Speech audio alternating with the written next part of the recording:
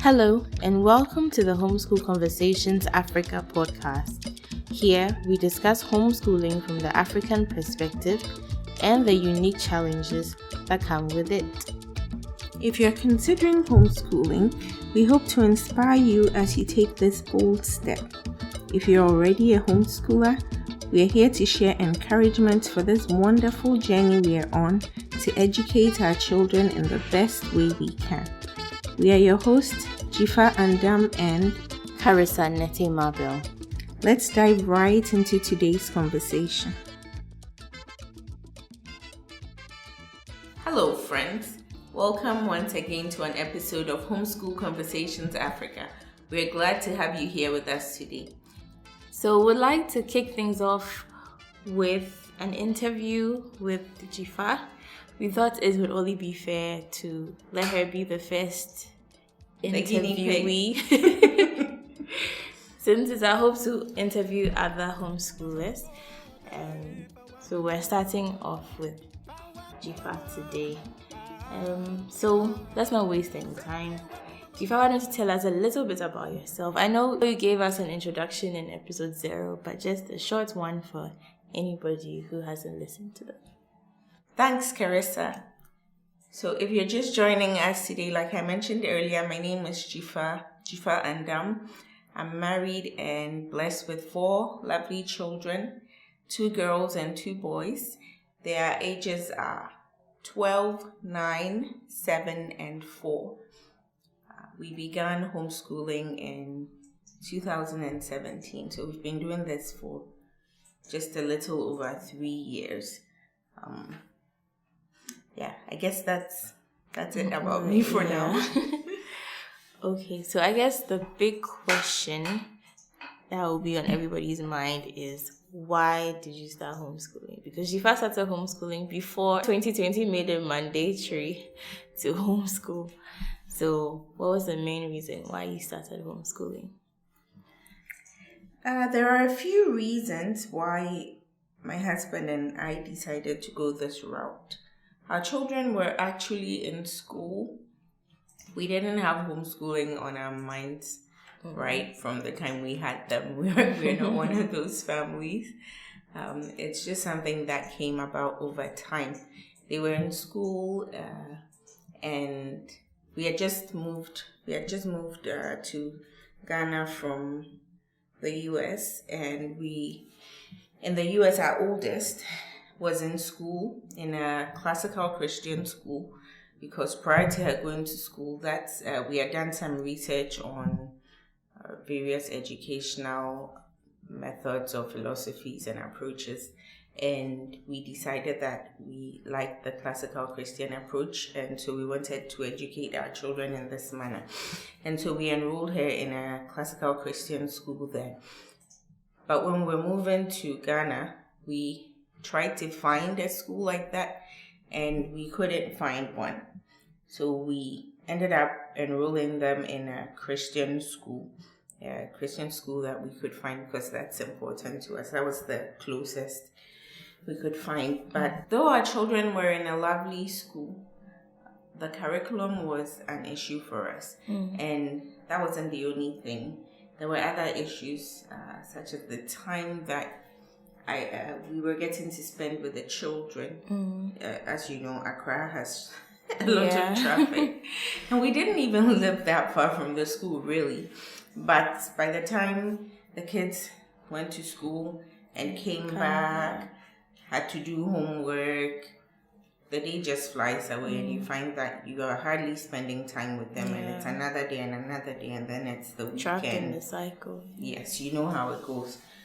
And so that was another reason. And related to time also was the opportunity to pursue other activities that they were interested in, like music or sports, properly. The school did offer some. Yeah, it's good you qualified, because yes, the school did offer something, but if you wanted to really do some of these things very well, you did need to give it time. And I guess that also eats into the time that you could be spending with them, because then that has to be like an extra That's true. activity. Exactly. So these are some of the decisions that led us to homeschooling. We decided to give it a try and see. So, okay, I'm curious, what are the other options you considered apart from homeschooling? It was just other schools, really. But that wasn't, we figured quickly that wasn't going to solve the problem, because it was the same thing. And getting to some of the schools was even going to be more difficult. So we quickly realized that homeschool was our only choice. I was actually quite surprised at myself, because it was never on my radar. I mean, I knew about it. I knew people who had done it, and I thought, wow, these super moms, well done to them. But it's I think it's amazing how God works, because I feel that at the right time, He just put that desire in my heart for it. Yeah. And it's still there. He hasn't taken it away. We hope He doesn't. Otherwise, Jojo will be in trouble. Okay, so I guess you mentioned a little bit about it. You mentioned a classical Christian education. So can you tell us a bit about that and what you mean by that, just in case people don't know? Okay, so that's the educational approach we decided to take for our kids, or to use for our kids. So classical education is pretty much the education that existed prior to the 20th century. And that's how the great minds of those times were educated. Classical Christian education, I guess to be more specific, comes from classical education. The difference is that we emphasize truth, goodness, and beauty, and it's Christ-centered, because all truth comes from Christ or emanates from Christ. And so the focus in this kind of education is not just educating the mind of the child, but the heart of the child as well. It focuses on the liberal arts and the study of the liberal arts and the great books. And the liberal arts are made up of what we call the trivium and the quadrivium.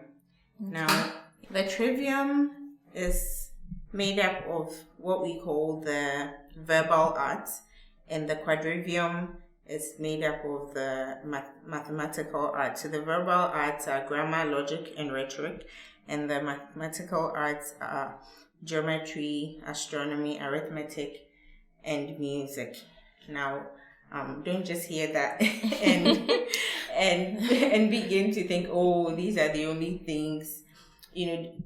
These are sort of broad descriptions which cover all the subjects that we do study. Now, one hallmark of a classical education is the way that the education is structured.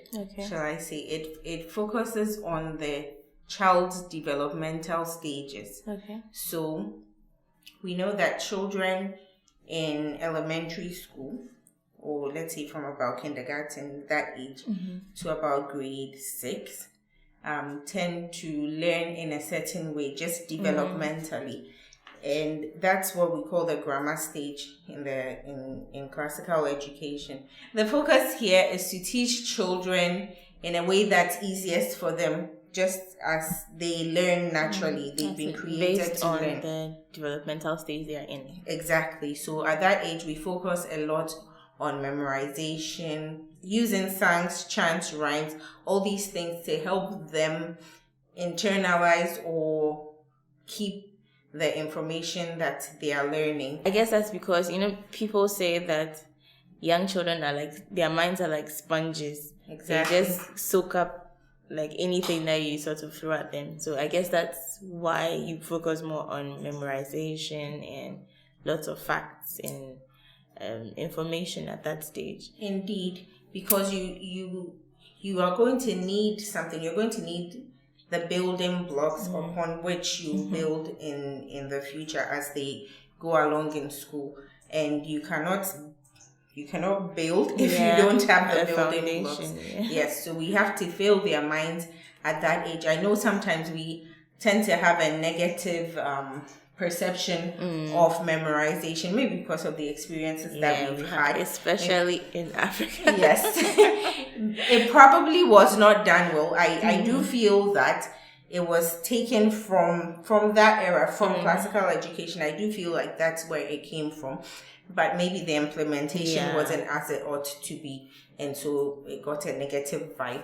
But if it's done well, you cannot, we expect children to think critically, and we try to teach critical thinking skills at such a young age. I mean, it's not a bad thing, but the truth is they cannot critically think, as I heard Andrew Pudua say once, they cannot critically think about what they don't know. They have to have something. Yes. So anyway, that's the grammar stage. And then the next stage is the logic stage.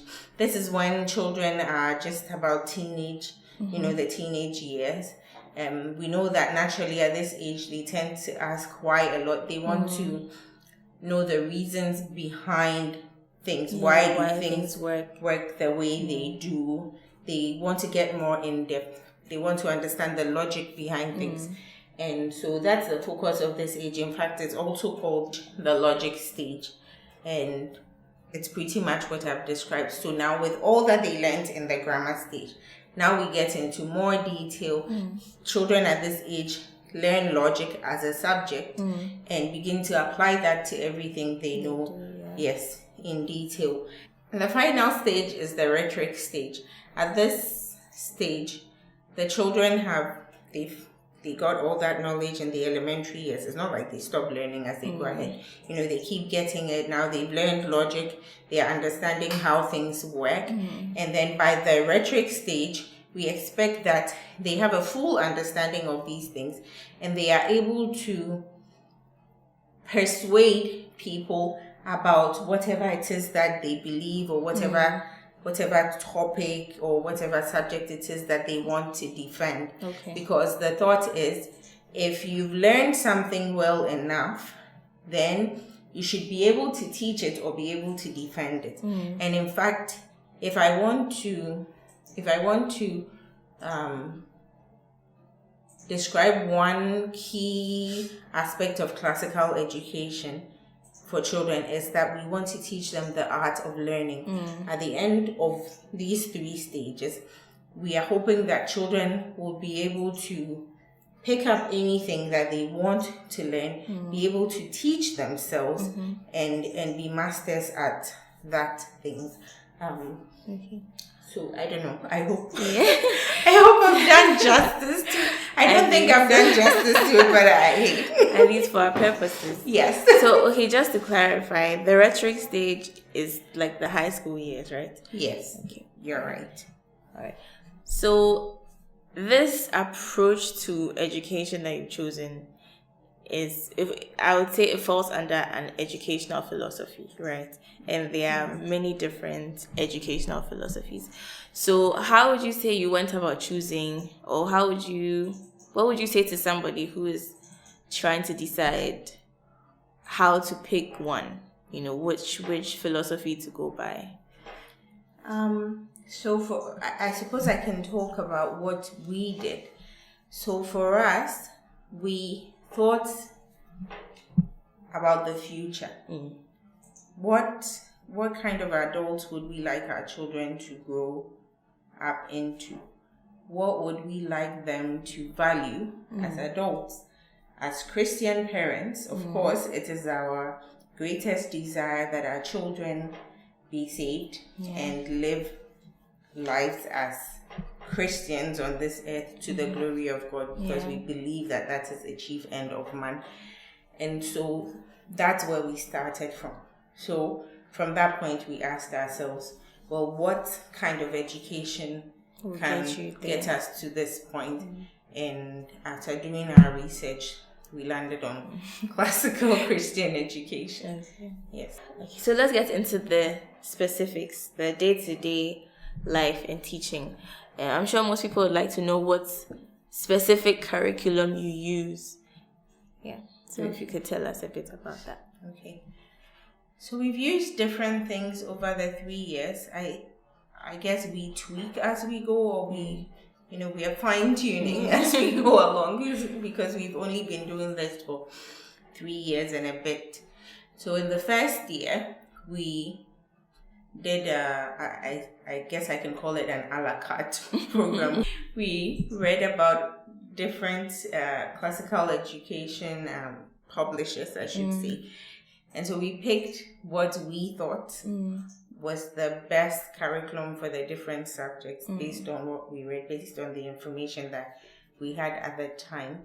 But now I would say that we've narrowed it down a bit. We still shop around a bit, but our two main curriculum providers, I should say, are Memoria Press and Veritas Press. Okay. Yeah. Do you want to mention a few of the others that you use? Yes. For science, we use Apologia. Okay. And for math, we use Singapore Math. Okay. So moving along, let's drill a little bit deeper. How would you describe a typical day in your homeschool in Dzifa's Academy? A good day or a bad day? Both. I think we want to hear because both. We have a good amount of both, just to be realistic. We want to hear the ideal day, the normal day, and then the bad days. Okay, let me give a normal day. So on a normal day, we would wake up, kids would eat breakfast, have their bath, all that. And then we'll come into the schoolroom where the kids will do their Bible reading if they haven't done it already. And then we sit together for a circle time. During circle, because we are classical educators and memorization and recitation is so important to us, we spend a good bit of time on recitation. They usually have a set of questions that they are memorizing based on what they've been learning that week. Okay. So we go through our memorization or our recitation questions. We pray together. We do different things on different days. So one day it may be that we are reciting a poem that we've been memorizing. Another day we may have math flashcards that we play math flashcard games. I try to get them to do a bit of math drills every day. Multiplication tables, addition, subtraction, depending on their age and what it is they are studying. Let's see, what else do we do for circle time? Sometimes we talk about a virtue. We may have a virtue that we are studying that week or for a couple of weeks. So it may be patience, it may be love. Yes, so we will discuss that. I try to change it up a bit, but definitely one thing that's standard is the recitation time that we have to do.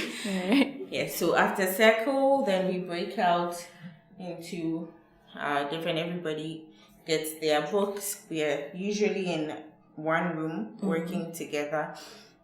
If need be and somebody needs some quiet time, they can step out and sit at the dining table or somewhere else to work.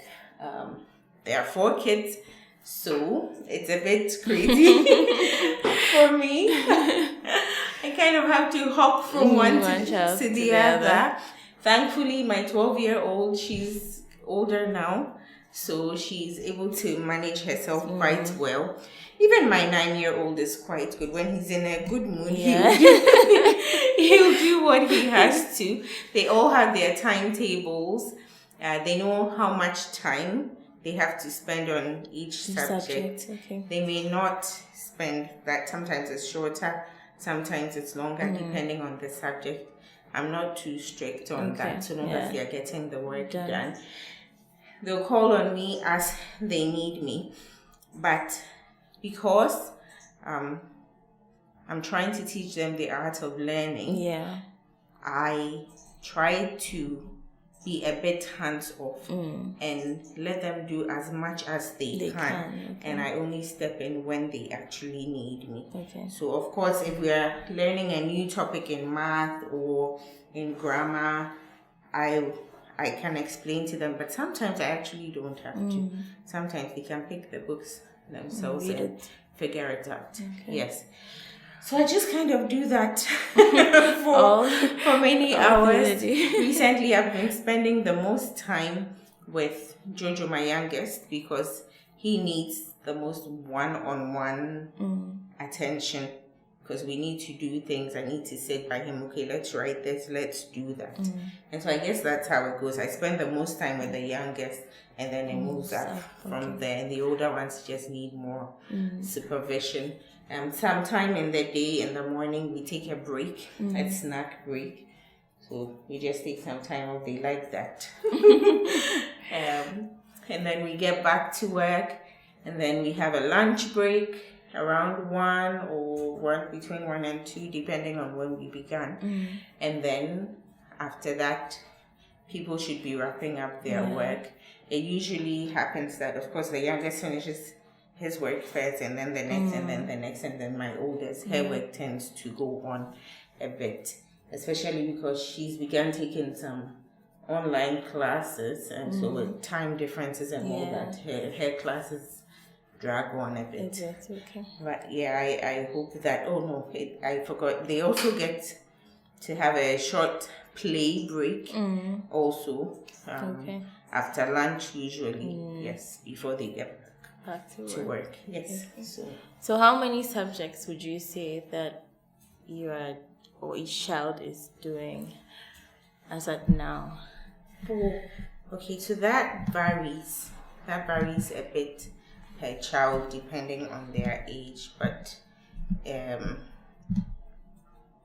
so I guess I can just run through the subjects maybe instead of my 7 and 9-year-old study pretty much the same set of subjects. Math, the language arts, so spelling, grammar, writing, or composition. We also do Latin, science, Christian studies, classical studies, literature, history, music, art, cursive. That sounds like a lot, doesn't it? And I even want to kind of back up to the Latin, because I know people will be like, what? Yes, so Latin is one of the core subjects when it comes to classical education. A good majority of classical educators study Latin. I suppose we can get into the importance of studying Latin in a whole new episode. We don't want to take up this time doing that. But yes, that's one of the things that we study. All right. So do you want to tell us for your youngest and then for your oldest? Okay, so my youngest is just 4 at the moment.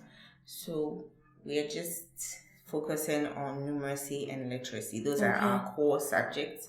But we do spend time in what we call enrichment. Memorial Press has this section, I should say, called enrichment, where we study science and history and culture and music and poetry, so all of these things. So I mean, as the name says, it enriches their education. So we do that as well. Read aloud. Yes. And for your oldest? Oldest, if he is studying the same subjects as the middle two, except for spelling, but of course she's doing them in more detail, and she's not doing the same science as they are, and so on and so forth. Yes. We'll have to wrap up here, but we will continue this conversation in our next episode, so do join us then. Thank you for listening to the Homeschool Conversations Africa podcast. Thank you. Have a wonderful day. Bye.